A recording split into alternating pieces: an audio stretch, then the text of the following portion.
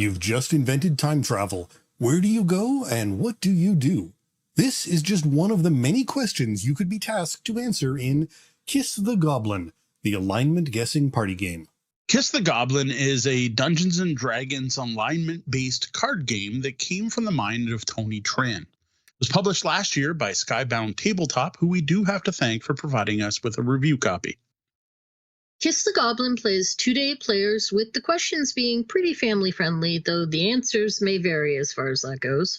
A round of the game only takes a minute or two, but a full game could take up to an hour if you play to the recommended 12 points. But, I mean, who plays a party game for points anyways?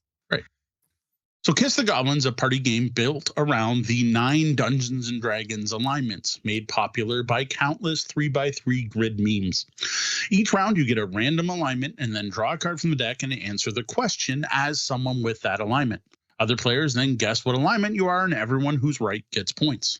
Physically, Kiss the Goblin comes in a rather thick but small box that holds 115 prompt cards, 8 sets of 6 alignment cards, 20 double-sided tokens, and the short and simple game rules. So it was somewhat surprising in that what you won't find here is any artwork, not even on the box. You have cards with borders, with text, and sometimes a banner on the top, and the font choice could have been better. They went with the calligraphy look, even though not all of the game's questions are fantasy-based. Now, I know we've already given everyone a gist of how you play, which covers almost everything. Are there any other details worth pointing out in this game? Well, your alignment cards are broken into 2 sets. You've got good, neutral, evil, and then a second set of lawful, neutral, and chaotic. You're going to draw a card from each set to determine the actual alignment you have to act out. Now, the other thing of those banners, when you're drawing a prompt card, some have a banner at the top where you're going to source the table. It'll say something like animal. So what you do is go, hey, everyone name an animal, and you're going to pick an animal, and then you're going to include that animal in part of the question.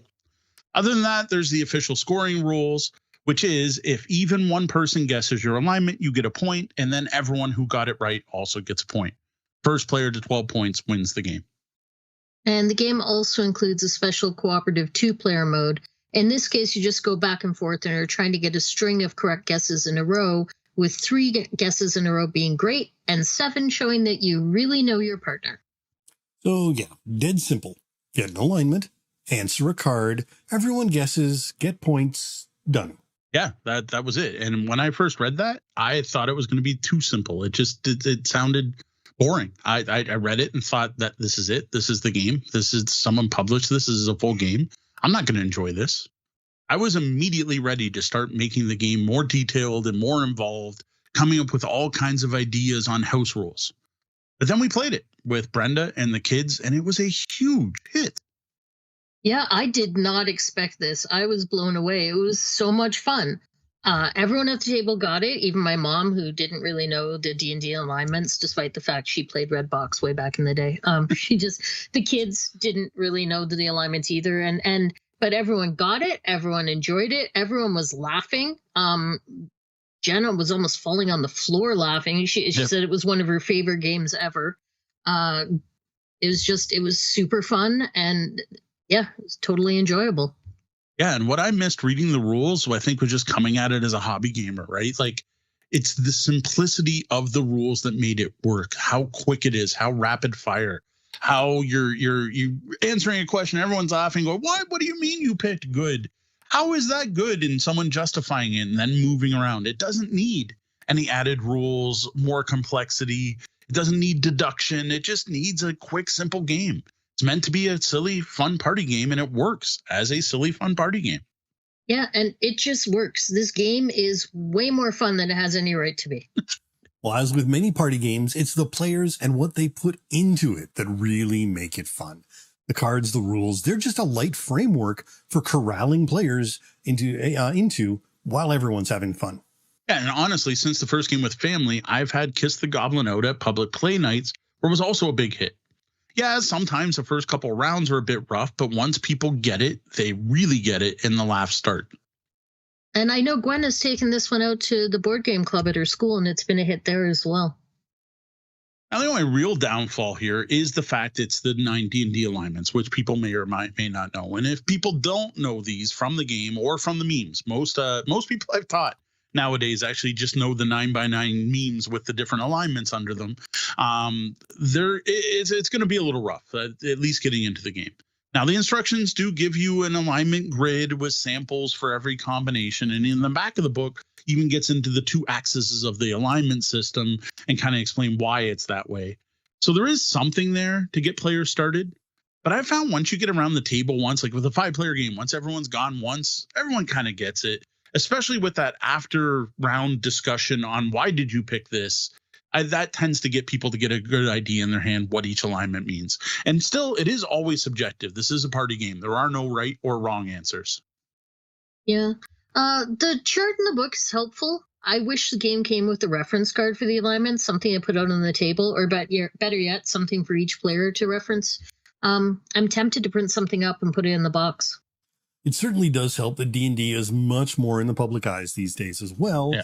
Its concepts are much more mainstream than we've ever seen before. Now, I do want to note that the D&D basis is important. This is not an official licensed D&D product. Nowhere on here are you going to see the words Dungeons and Dragons, probably because Hasbro would be very upset at it. This is a Dungeons and Dragons themed product based on the alignment system from the world's most popular role-playing game. But the other thing to note, though, is don't expect D&D questions. When I first got this, being Kiss the Goblin, I actually thought it was going to be fantasy-based. And actually, I would say probably most of the questions aren't. Like, I remember one question being about a cab driver and your fare running off, what do you do? And another one where you show up to game night and your friends won't get off their phones and play the board game, what do you do?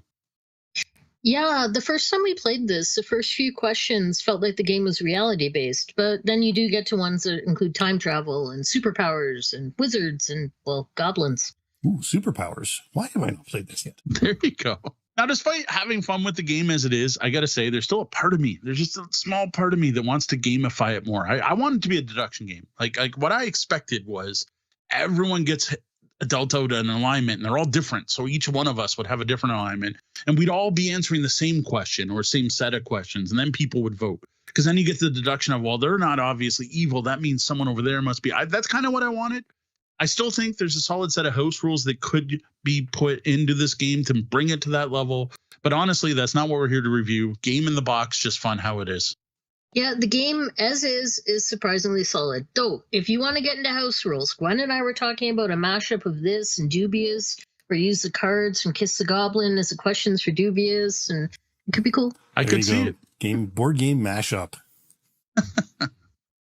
As a silly D&D alignment themed party game, Kiss the Goblin does exactly what's meant to be that silly fun that gets people interacting, talking and laughing together. I think it's a great gateway game, and due to the nature of the game, it's also a good icebreaker or get to know each other game.